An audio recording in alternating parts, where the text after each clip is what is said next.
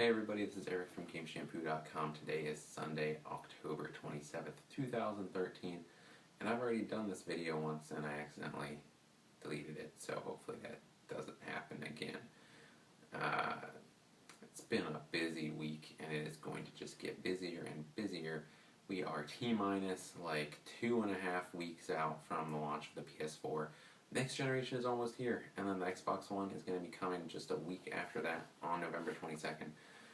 And Nintendo's got their stuff coming out on November 22nd as well.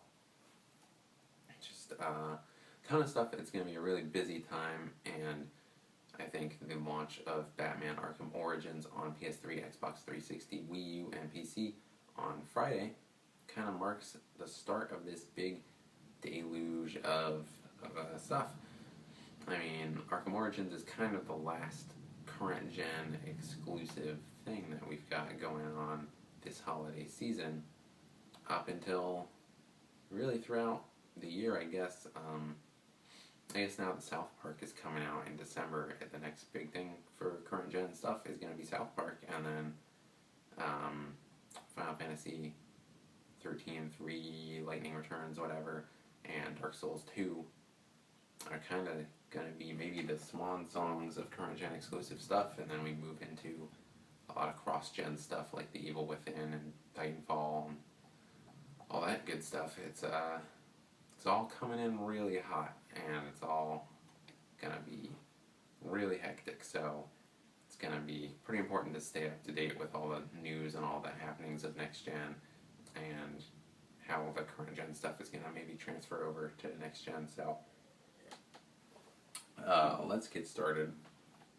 Let's go back to Batman Arkham Origins.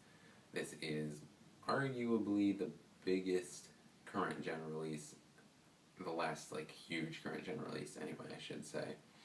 And we've got a review up of the game on the site. That's GameShampoo.com/magazine for the uninitiated. And we gave it an 8 out of 10. A perfectly solid score. Pretty fun game, although maybe some of the impact seems to have dulled for some people as we kind of get into the third iteration of this game. For me, the issue wasn't necessarily that the game was too similar or that I felt like I had done all this stuff before. It was kind of compounded on top of the fact that the script is actually a lot weaker in this game than it is in Origin, or that it is in Arkham City or Arkham Asylum. And the voice acting, not necessarily weaker, but it is different actors, and it takes some getting used to. Some of the lines maybe combined with the fact that the game isn't written that well kind of come across as a little fan-fiction-y. Not the best video game script. There's a lot of wooden kind of dialogue that doesn't give the actors a whole lot to work with, I don't think, and combine that with the fact that it's a little bit less polished than the previous two games in terms of presentation. Transitions between gameplay and cutscenes are kind of a little jarring sometimes. The auto-saving times are really long for some reason, like weirdly long, and the game tends to hitch up a lot. It's got frame rate issues, which I did not have in either of the last two games. Not like game-breaking frame rate issues or anything like that, but mostly during like auto-saving times, or like when it's transitioning from a cutscene back into gameplay, it'll pitch up for a while. I actually had it tonight where I was going in trying to find some of the like hidden side mission stuff that's throughout the world, where it auto-saved. It actually locked up while it was auto-saving for like a good like 45 seconds or more, and I had just stopped and said like, oh well, I guess that's my save for the game. I've got to turn it off while it's auto-saving because it's just hitched up. And I just like started booting up my laptop, and then like a good 45 seconds or so later, it just like, oh yeah, just everything just stuttered back into motion. And I was like, oh, well, good. I don't have to turn off the system while it's saving, because that's always scary. But just a little, like, little presentational and kind of polish issues that are present in this game, but not necessarily, like, kind of ruin the experience for you or anything like that, but they weren't really present in past games in the series, so it's a little jarring. And again, like I said, that script, certain parts of it are fine. I think the stuff with Copperhead is really cool, and I think they handle sort of like the plot they handle well, but it's just filling in the character moments and filling in the dialogue and making people sound like people and not like a 6-year-old's idea of how a person talks, where the game really struggles. The plot's actually pretty good for what it's worth. I mean, maybe a little predictable, not to spoil anything, but given that they've confirmed that the Joker is in the game, and both of the past games have kind of just devolved into, like, Batman fights the Joker again, so, extrapolate upon that, if you will. But the writers do a good job of making you feel like you're solving a mystery here, and the kind of crime scene reconstruction stuff does a really good job of helping that out. Whereas the last games kind of felt like Batman is just going through this environment and he's just beating the crap out of everybody that gets in his way, and then all these crazy things are happening to him along the way. This one definitely has aspects of that, like the Copperhead stuff that I mentioned before. Very much kind of evokes some of the weird, like, Joker stuff that kind of happened in the first third of Arkham City. But, it's cool because Batman's original job in the comics was that he was the world's greatest detective. So the fact that you're kind of solving these mysteries in the game, they kind of make it feel a little more like a procedural kind of thing, like where you go into these rooms and you've got these kind of individual crimes that you're solving. I think that actually does a lot of justice to the character. It's just the writing that's just not very good, and if you are the kind of person who gets bored of a gameplay experience after being exposed to it for a while, then I can definitely see where Origins might start to fall apart, coupled with, like, the weaker dialogue and the fact that they really haven't changed anything about the gameplay, which for me was totally fine. I think those games have always been really, really great, and this game still great, but just not as much so. But it uses all the same gameplay, so I had no problem with it. But this is coming from a person who gets excited about Call of Duty still, or not really anymore. But I was excited about Black Ops 2, and Ghost is kind of the first one that I'm like, yeah, I don't really care. From my point of view, it's always like, if the gameplay is really solid and you change enough about the story and kind of like the peripheral features around that, then I don't necessarily mind if you don't change the core of the gameplay every single time, every single iteration, whatever. So for me, Origins having the same fighting system and kind of the same little kind of like annoyances, if you will, or like quirks, I should say. The combat system having the same little quirks that it's always had, like, it's kind of okay with me. I would like to see that change if they were going to make a fourth game, but as just kind of like a stopgap between this generation ending and then the next generation of Batman beginning, I think Origins does a totally fine job, and I think if you've liked the game so far, I think you're going to find a lot more to like here. So anyways, there's a more detailed review of it up on the site right now. Like I said, 8 out of 10, GameShampoo.com/magazine if you want to check that out. And if you already own the game, we've got guides up for you. So we're going to tell you how to find all of the alternate costumes in the game, and that includes costumes that you can only get on the PS3. That includes costumes that you can only get for stuff like pre-ordering the game or doing like specific in-game feats and stuff like that if you want to deck out Batman. And some cool duds when you go through New Game Plus or like I Am the Night mode or whatever the weird like challenge mode, like hardcore mode kind of thing they've got in the story this time is you're going to want to check out this guide. It will show you how to get all of the coolest and all the lamest too, I guess, costumes for Batman in the game. And I believe there are a few skins for Robin in there as well, for multiplayer stuff. Mostly a Batman show, though. We've also got a guide to all the achievements / trophies in the game.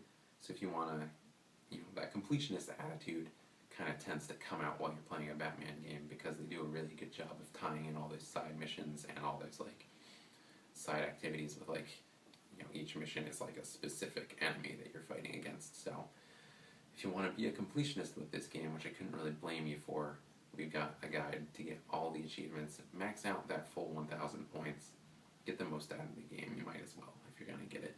So we've got a guide to that.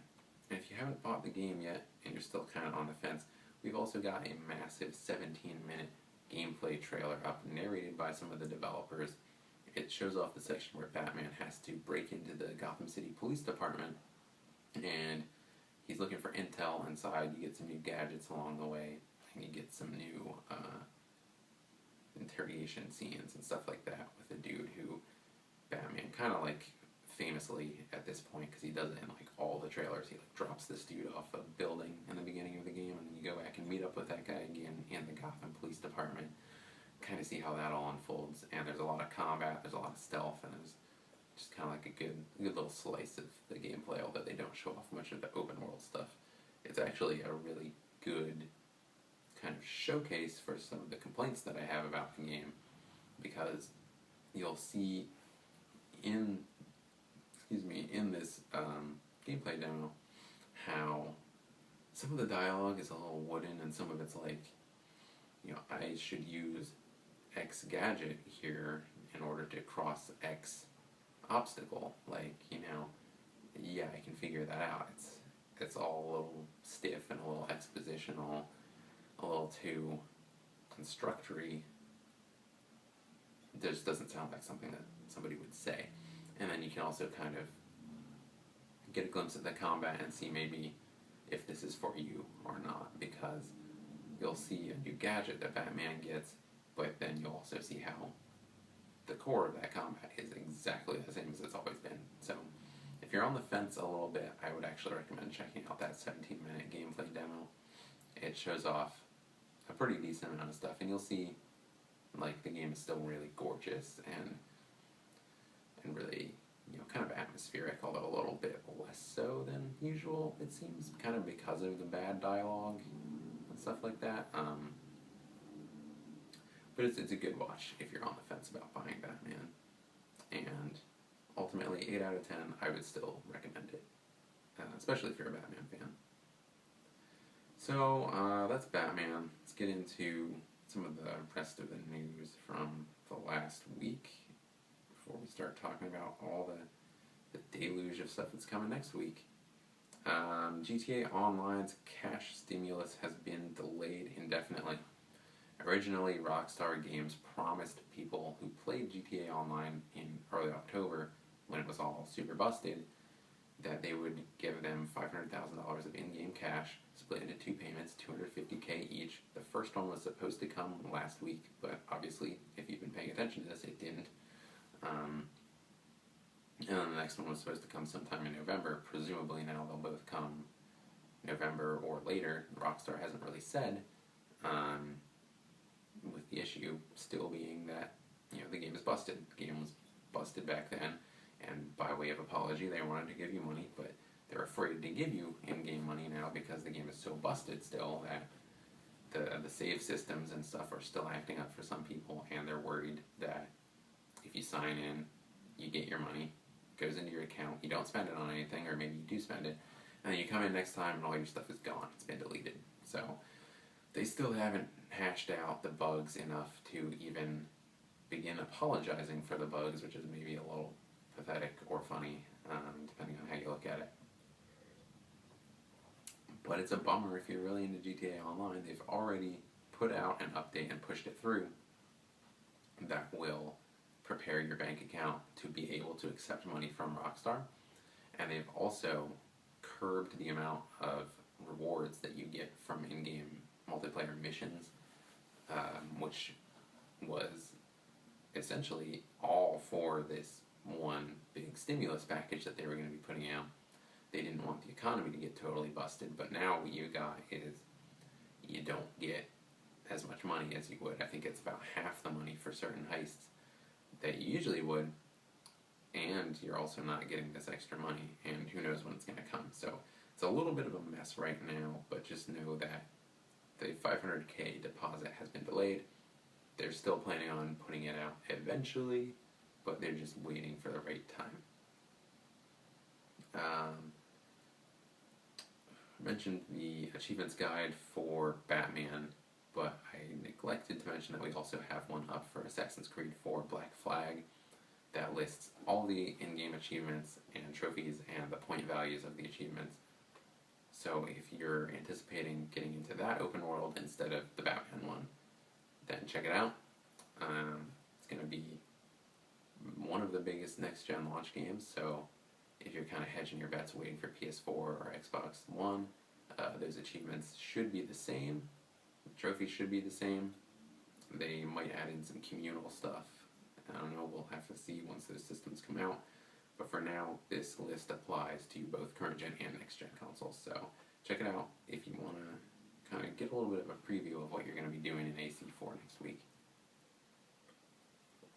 If you are waiting for the next generation, you might be interested in PS4's Best Place to Play trailer, which showcases a ton of exclusives for the PS4, reveals that there are over 180 games in development for the PS4 right now, I think 23 of which are exclusive to the PS4, and many more of which include exclusive content on the PS4.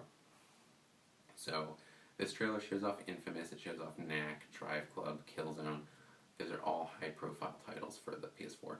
Also shows off the Order 1886, which is on this month's Game Informer cover, and which looks really, really promising. They've got all these quotes for each of them from various press outlets and whatever, like PS4 is awesome, this game looks awesome, and whatever. It's really sleek, splashy, kind of a stinger trailer. And then they've also got, perhaps more interestingly, a list of third-party DLC exclusive style things, where AC4 is getting 60 minutes of exclusive content exclusively on PlayStation platforms. They say exclusively on PS4, but if you're not aware, you can get that exclusively on the PS3 as well. And you can also do the upgrade thing, like upgrade AC4 from PS3 to PS4 for $10, and you'll have the exclusive content still. Watch Dogs is getting an hour of exclusive content on the PS4. Destiny's getting some kind of exclusive DLC on the PS4. What else? There's a bunch of stuff that's getting PS4 exclusive bonuses. This is a really big boon to people such as myself, who I know I'm gonna get both consoles, but I can't afford to buy both personally, for myself, right away. So it kind of came down to a decision of which one am I gonna buy now, which one am I gonna wait for a price drop or something like that to get, and knowing that okay, I'm really psyched for Destiny and I'm really psyched for Watch Dogs, so obviously PS4 is the place to get those, so I guess I'm gonna go with the PS4 for now. I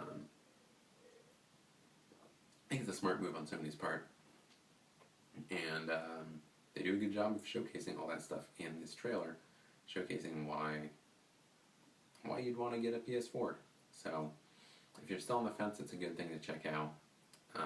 If you're getting a PS4 already and you're 100% sure of that, it's a good way to kind of pat yourself on the back and be like, yay, I made a good decision with my $400 purchase. But if you're more into the Nintendo side of things this holiday season, we've got a 6-minute trailer of Super Mario 3D World being played in 4-player local multiplayer. And I know what you're saying, that Super Mario 3D World did not look super hot when they revealed it at E3, and I agree with you, I'm right there with you. But since then, they've really managed to sell me on this game, and I think I'm actually more excited for Super Mario 3D World than I am for any of the next-gen exclusives like Killzone, Knack, Dead Rising 3 that are coming out on or around that same day. I think Dead Rising 3 looks absolutely fantastic if they can iron out those frame rate issues that I wrote about in my E3 and also in my Comic-Con previews. But this new Mario game, I think this new Mario game looks really great. You can get in there with 4 players, and initially they were just showing off the cat suit, and they just, embarrassed everybody at Nintendo by making them wear these cat ear headband things around. In fact, they wear them in this 6-minute trailer. All 4 of them are wearing those stupid things. And, having them running around like that's some kind of big deal. And when I saw the game at E3, I was like, that's all you've got? Because that's really all it seemed like they were adding to the formula. And it's like, well, that's boring. Kind of like New Super Mario Bros. U all over again. That game just didn't add enough to the New Super Mario Bros. Formula, and it came out so close to New Super Mario Bros. 2 on the 3DS that it was just such a bore. It was just didn't have any energy to it. It didn't have any innovation to it. There was no feeling of progress from New Super Mario Bros. On the original Wii, and it was just boring. And that was kind of the impression that I got of 3D World at first. But since then, they've shown off a kind of mobile piranha plant that you carry around in a pot, and it will like chomp dudes and stuff. There's an ice skate power up that you can like hop in this giant boot and ice skate around on like the frozen lakes and stuff that are in the ice levels. There's like weird little like Goomba costume that you like plop down over your head like Metal Gear style, so you can sneak past Goombas. There's all kinds of weird stuff in this game, and the cat suit and the 4-player multiplayer, that's great, but that's just going to be like icing on the cake, I think, for what I've been seeing since E3 has been some really excellent level design and some really creative use of power-ups. So I'm incredibly excited for this game, and if you want to find out a little bit why I'm so excited for this game, you can check out the 6-minute trailer for yourself on GameShampoo.com/magazine. Looks really, really great. It's coming out November 22nd, so going head-to-head with the Xbox One, and weirdly, also going head-to-head with Nintendo's own Legend of Zelda, A Link Between Worlds on the 3DS. So, I don't know if they're worried about one of those cannibalizing the sales of the other, or what. I know I'm going to be getting both, so look for coverage of both of those games. I'm incredibly excited for both of them, so we should have plenty of coverage relating to both of them regardless. But just so you know, they're both coming out on the same day as the Xbox One. Killzone Shadowfall was almost 290 gigabytes in size. Since then, it has been reduced to, I believe, 39 gigabytes. We had a story a week or 2 ago about how the game was clocking in at 50. They've since managed to compress everything down a little bit more, make that download experience a little smoother for you, and you're going to be able to actually start playing the game once it's reached 7.5 gigabytes downloaded on the system. So it'll download the rest of those like 30 or so gigabytes in the background while you play the game, which is really freaking awesome. I can't wait for this next generation. So many much needed features coming to this next generation. But yeah, the title was 290 gigabytes at one point in time, and Sony and Guerrilla Games actually had to work together to develop a special method of compressing and squishing all that down into a manageable size, because 40 or 50 gigabytes for a game is still completely massive, totally unheard of right now. Even big stuff like The Witcher 2 is like 17, 18 gigabytes. And that's a huge game, and it's a really beautiful game. But they had to develop kind of like a special method of getting all that data into a manageable size. Guerrilla Games was the first developer to have to do this, but they're definitely not going to be the last.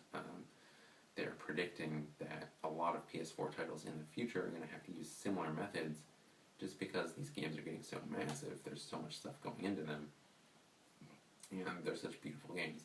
Now, if you're worried that somehow the game was maybe compromised, like visually, because of all this compression, or the audio maybe would have suffered.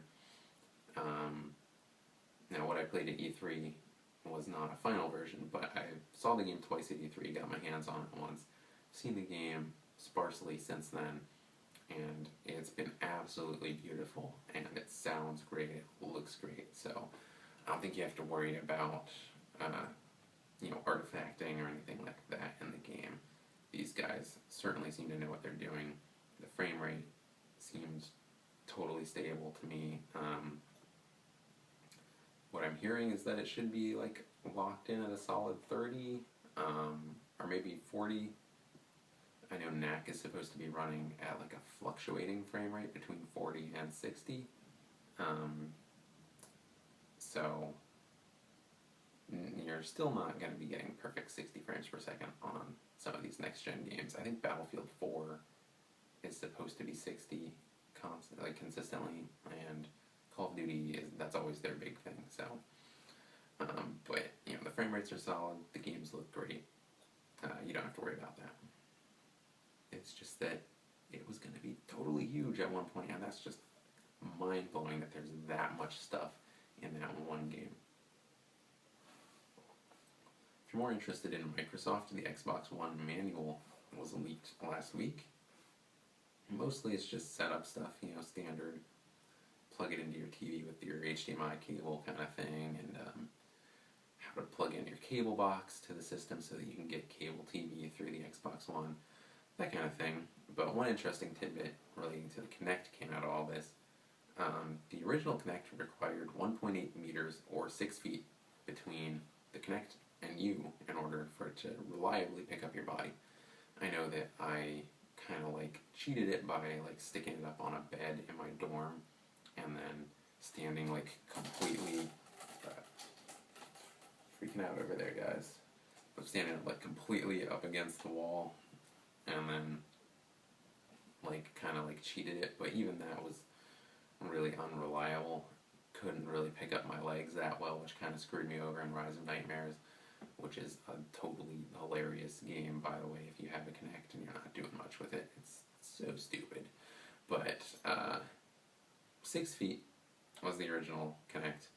The new Kinect, 1.4 meters, approximately 4.59 feet. So that's a big improvement, and should make it a lot easier for people who are in apartments or people who are in dorms like I was back when the original Kinect came out. Should make life a lot easier, and given that Kinect seems to be a much bigger part of the next-gen Xbox experience, that's a really good thing. Maybe play some Crimson Dragon or something like that when the Xbox One launches, so you can test out the Kinect for yourself. Borderlands 2 got some new DLC last week called TK Baja's Bloody Harvest. It's Halloween themed, in case you couldn't guess, and it's got totally new environments, a totally new boss, and a bunch of skeleton enemies who are basically just bandits and psychos and stuff like that. But along with that, it's got plenty of new secrets too. So Borderlands 2 has never been a game that shied away from Easter eggs and secrets and in-jokes and stuff like that. And this DLC is definitely not an exception. There's a secret boss battle in this DLC, and we're going to tell you how to find it in this guide. And basically the process involves doing a bunch of weird stuff and then collecting all of the collectibles in the map. So those collectibles come in the form of jack-o'-lanterns, which you have to shoot, and TVs, which you just have to watch. Go up to and watch them. And if you're having trouble with any of that, we've got a guide to tell you how to find all the jack-o'-lanterns. We've got a guide to tell you how to find all the TVs, and we also link together what the references are on the TVs. You'll see references to classic horror films like the Blair Witch Project and stuff like that on the TVs, so if you're having trouble piecing together what one of them is referencing, we'll tell you that as well. And then we've got a guide to the actual secret boss himself once you do all of that stuff. So if you're playing the new Borderlands DLC, you should be checking out our guides as well. They're really helpful. Tales of Symphonia Chronicles is going to come to the PS3 exclusively in February. And this is in Europe. We haven't gotten word on a United States release just yet, although I wouldn't be too terribly surprised to see that happen. There's a lot of reverence for the first Tales of Symphonia in the United States as well as in Japan and Europe. So I want to say it's $30 for both the first Tales of Symphonia game and the second Tales of Symphonia, which released on the Wii, so probably not a ton of people have played it. I don't really remember sales for that game, but I feel like they weren't incredible. So it's Tales of Symphonia and Tales of Symphonia Dawn of the New World. Both of those games have been up-resed into HD. Neither of them obviously were HD in the first place. And a collector's edition will join the standard retail edition in the store and will include 5 action figures of prominent characters from both of the games, a novel that kind of expands and retells parts of the story, and a multi-disc soundtrack. Only 10,000 copies of that collector's edition are going to be produced, so it's kind of an actual collector's edition as opposed to like the generic like BS ones that people just keep manufacturing that you find in a GameStop later for like $10. So if that's something that interests you, you should check it out. No word on a US release, like I said, but I feel like it's probably pretty safe to say that we can get a US release out of this at some point.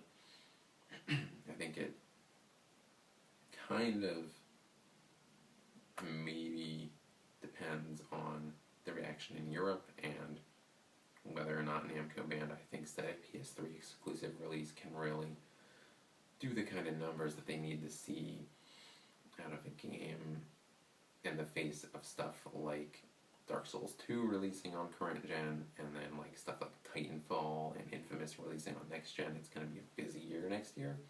February is a good time to get that game out. So it'll be interesting to see if it does come to the US, what time they put it out in the US. I wouldn't put it past them, like I said. There's definitely a following. I loved those games.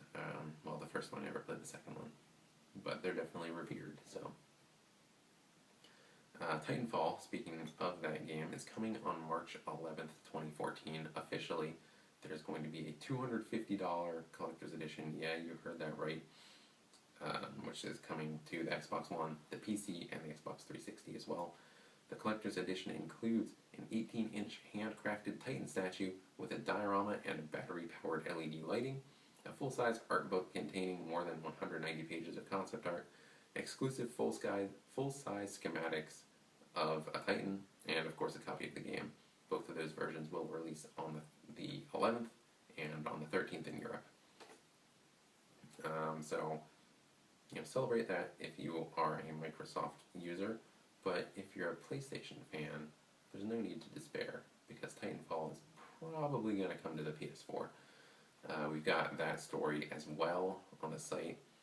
To paraphrase, basically, EA has never been one to launch games on one console or another exclusively, and when they do start up a series like that, it's almost 100% of the time that the thing ends up going multi-platform in the end. Take Mass Effect, for example.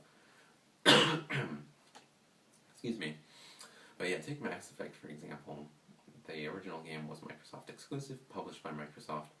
Second game, published by EA, came out on the Xbox 360 first, but ended up coming out on the PS3 within about 12 months. I think the 360 version was early 2010, and the PS3 version was early 2011, I believe. And sounds about right. Yeah, and then the third game was a simultaneous release. The reason that Titanfall is currently being developed for Xbox and PC has nothing to do with any sort of deal with Microsoft. What happened was that EA and Respawn, both being third-party independent developers and publishers, respectively, they did not have the resources right away to start developing a game for 2 different next-generation consoles, as well as PC and current-gen stuff. They wanted to hedge their bets.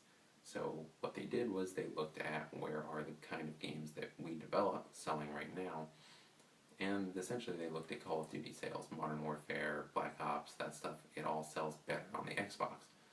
So they hedged their bets. They said, let's make this for the Xbox right now, focus on that right now. We can get to the other stuff later. That much was revealed, back when the game was revealed, that Game Informer cover, as long ago as that. So that's been public information for a long time, that they never necessarily intended to keep it on one system over another. But with as much attention as that game has been getting, it would be crazy for them not to bring it to the PS4 at some point. I think you can easily expect to see Titanfall come out on the PS4 within 12 months of March 11th, 2014. I think, having said that if you're really, really amped for Titanfall and you don't have a PC, then it totally makes sense to go get an Xbox One and get that version of the game, because you'll have it that much earlier. But when Titanfall 2 inevitably comes around, don't be surprised at all to see it launching on PS4, Xbox One, and PC simultaneously. We've got the full story on the site, so check it out if you are interested in Titanfall, or if you're kind of on the fence about getting a PS4 or an Xbox, and Titanfall may tip the scales one way or the other. Go check it out. Lightning Returns Final Fantasy XIII will be over 50 hours long. Square Enix addressed the fan concerns of length. A lot of fans were apparently concerned that game would not be super long, and Square Enix kind of took to the online stage to quell those fears and say, hey, we've got a lot of side content in this game, we've got a long story for you. And they put out a pretty lengthy video of kind of exploration and battle about a week ago, which is also up on the site, and looks pretty beautiful.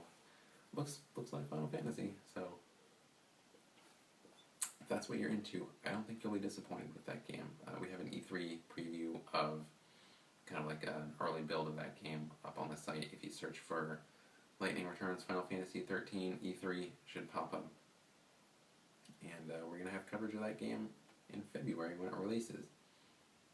2 big RPGs coming out in February, at least if you live in Europe. We've got Battlefield 4 news. Battlefield 4 will preload 24 hours before launch. So just about, if you're watching this now, you can preload that game on the PC through Origin, not on consoles. And Battlefield is coming to mobile platforms. EA announced that they were working on a mobile Battlefield game. They already made Bad Company 2 for mobile. That didn't go over super well as far as I can remember, but they are currently developing a quote-unquote high-end Battlefield game for mobile, tablets, phones, etc. And the quote in here is that you can play Battlefield on a tablet in Commander mode. We are working on a mobile game of Battlefield that will be high-end and high-performance. It is our bet that we can successfully pull that off. It's good that you're betting that way, EA, otherwise you're making a pretty shitty investment there. We're embarking on something no one has ever done before. To get these games to interoperate between platforms. Will it work? It already has in some cases. Will it work for all franchises? Not all franchises will make the transition. Battlefield may be a little harder. I think the Commander mode is a nifty way to integrate tablets and mobile platforms into a PC and console experience. A lot of games have been trying to do that lately, and not all of them are really succeeding at looking that entertaining. Like The Division, you can come in and pilot a little drone around, and at that point, like, I guess if you're doing that on the bus and your bus ride just has like a really solid 4G connection or something, like, that's cool. But at a certain point, if you're getting to that level of interactivity with the game, why not just go to your couch and play the game? Finally, one more piece of Killzone news to wrap up the week. Killzone Shadowfall's campaign should last well over 10 hours, according to Sony and Guerrilla Games. They're making a really meaty campaign where player choice in terms of gameplay is actually really important. So that campaign is going to last you at least 10 hours. And then, of course, there's the very, very meaty multiplayer modes as well. So if you're into Killzone and you get Shadowfall at launch, you should be able to have a totally lengthy, totally, like, legitimate experience with this launch game. you might not necessarily need to go out and buy up a whole bunch of other games as well, because it sounds like Killzone's kind of got you covered if that's what you're into. So that's the news for the last week. Let's get into what's happening next week, because it's getting a little hairy here. Tuesday, Battlefield 4 and Assassin's Creed 4 both launch on the same day, on the same platforms, PC, Xbox 360, and PS3. Assassin's Creed 4 also coming to the Wii U, although I think it's coming to the Wii U in November. So, current gen versions coming out on Tuesday of both of those games. Which is crazy because those two games are, they make up like 2/3 of the absolute biggest games coming out this holiday season, with the third one probably being Call of Duty, and they're coming out on the same day, which is just nuts. If you're into either of those games, but you're committed to buying a next-gen console, be it PlayStation 4, or Xbox One, you're in luck, because you can actually buy the current gen version and then upgrade to the next gen version, and that'll only cost you $10. It's a little complicated. There are instructions for it online. The instructions kind of vary by title and vary by publisher, but both games will let you do that. AC4 and Battlefield 4 will both be on sale this Black Friday at GameStop, you should know, for the PS3 only. Battlefield 4 will be $30. AC4 will be $40, unless they've changed anything since their ad was leaked last week. So if you're looking for a cheap way to upgrade to a next-gen version of one of those games, wait until Black Friday, buy the game on sale on the PS3, upgrade to the PS4 version for an extra $10, and you just save $10 or $20 on your purchase. Note that you do have to keep the disc for the PS3 version, and I think you have to put it into the PS4 while it's running the download or something like that. You do have to keep the disc, so don't trade it in. Yeah, both of those games are coming out on Tuesday. We're going to have coverage of that stuff. We're going to have coverage of an unboxing of Assassin's Creed 4. But the version of the PS4 that I'm getting is coming with Battlefield 4 along with it, so I'm just going to wait on that one to do the unboxing then. I feel like that's the proper version of the game anyway. I've heard some pretty gnarly stuff about the current gen versions and how skeletal it is compared to the PS3 or the PC and the next gen versions of that game. So be careful if you're planning on buying it for current gen. You might want to plan on upgrading to next gen as soon as possible if you're a big Battlefield fan, or upgrade to a PC version of the game. So those are the two big releases for next week, and then after that, we're just in the home stretch. It's like 2 weeks and 4-ish days until the PS4 comes out, and by the time those two games come out, it'll be even less time, and we're just going to be sprinting towards the next generation. It's really exciting. Really kind of got this like freewheeling feel to it, just slap all this stuff together and throw it out as soon as possible. Like, as soon as it gets here, just throw it out. Killzone is gold. We know that much.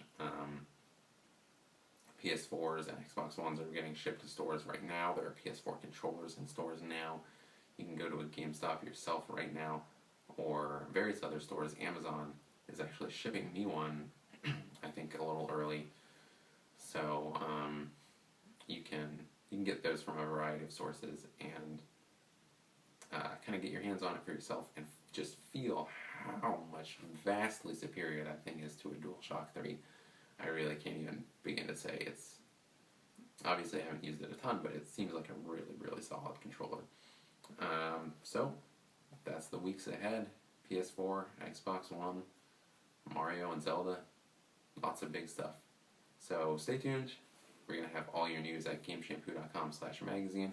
Going to recap it every week. On here, we're going to have unboxings of consoles, unboxings of games, reviews, how-tos. We're going to show you how to set up your PS4 and how to download games.